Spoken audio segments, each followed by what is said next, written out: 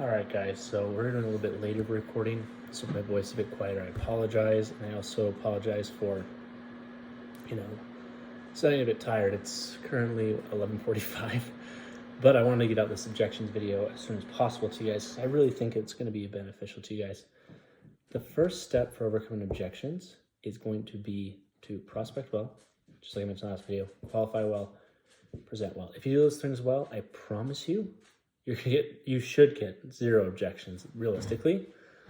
And I think the best way to overcome objections, if you do get them, is to ask a question. Okay. One of them that I get a lot with this specific job is I want to think about it. Usually it means I rush the presentation when I hear that. So what I'll immediately ask is, hey, totally get it. What questions do you have about the specific plan that I may not have answered for you? Straight up. It's really simple. And usually they'll just be like, well, I'm wondering about this. And I'll get into it. I'm like, do you have anything else you're wondering about? Oh, I want to know about this. And by the end of it, I'm just like, okay, have we covered everything you guys needed to? And by then, because you're really, truly listening and truly want to help them, right? Remember to come from a place of love. You will have overcome that objection. I promise. If you're like, hey, did I answer all your questions correctly? Even today, I had a gentleman say, I want to do more research. I said, well, what more research do you need? I have your current plan and this plan pulled up. What questions do you have? And at the end, he says, I want to enroll with you because you seem like an expert in what you do and you seem like you know what you're doing. Because I told him, I said, hey, you're going to get more benefits here, not here. I don't want to lie to you. I don't want to pretend with you. I want to be transparent with you every step of the way. And he really appreciated that. It was a lack of trust that was there. That was the issue, along with that, a lack of information. Okay. Another one I'll get is I want to wait for my spouse. If you do the disclosure correctly and you ask the question, do you make your own healthcare decision or does a POA make decisions for you? Say, oh, I make my own decisions. You can just pull that back and say, hey, at the very beginning of the call, the reason I asked, do you make your own decisions? Because I really needed to know if this is something you could make a decision on. And you said yes. I totally get you want your spouse to be part of it, and I do too. What we can do is we can get this to start at the beginning of next month. You can talk to him about it, or he can call me if he has any questions or she has any questions. And at least that way we don't have to redo the whole process. How does that sound? Because for them, they're like, oh yeah, go ahead and submit it. And usually they will never talk to their spouse, guys, ever. And if they do, the spouse calls me like, oh, that is a great plan, right? If you're truly helping them and you're doing a plan comparison, you're generally giving them richer benefits. I only had one time out of maybe 15 conversations I've had where it's been pulled back. And that's okay. It's fine. I don't care. I tell them, just go ahead and call into the carrier and cancel. Here's the number.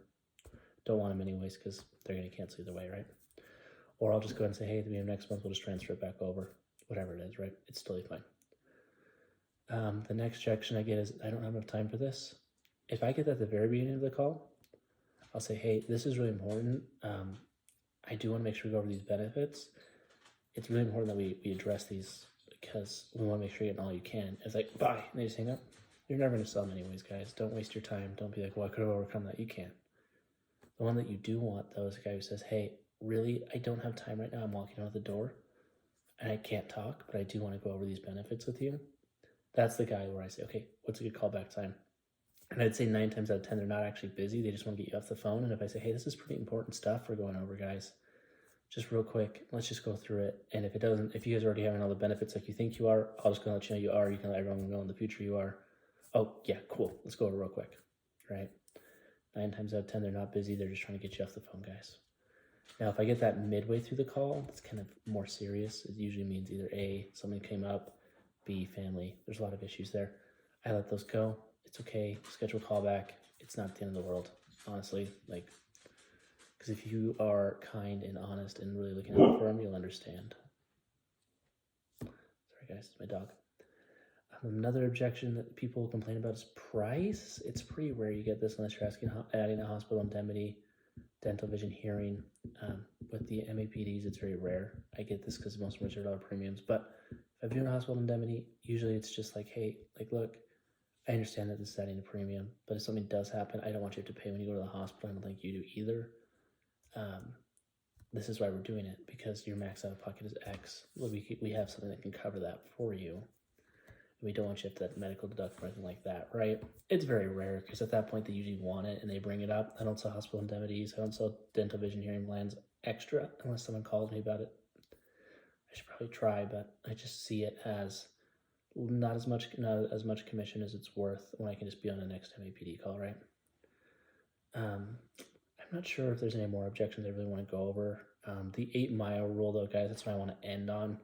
That's kind of what I started with. If you do a very good job with qualifying, if you do a very good job with prospecting, do a very good job with presenting, 8-mile goes back to the movie 8 Mile, where Eminem is rapping at the end of the show. And essentially, he says all the bad things about him, right? He's very transparent. He says, yes, I live in a trailer park. Yes, I'm white trash. Yes, XYZ. There's a lot of swear words I'm not going to say just because I want to keep this pretty G-rated, but you get the idea. He's just very transparent with who he is and what happened. And the other rapper couldn't say anything because he was really open about all the issues and all the potential problems he could run into, right? The other rapper had nothing to say, and at the end, Eminem won. So I call it 8 Mile because what you want to do is you want to present very well the issues that could come up with a plan. You want to be transparent. You want to say, hey, this is where I've seen people have issues before. Just so you know, if you have any issues in this area, I want you to be able to call me. Here's my phone number. Just so you are aware, you know, whenever you change plans, just make sure you go to primary care provider first. I've run into problems with people doing that. You know, these little things you can say. Well, you think you might ruin the sale. If it does, that's not the person you want to sign up anyways, let's be honest.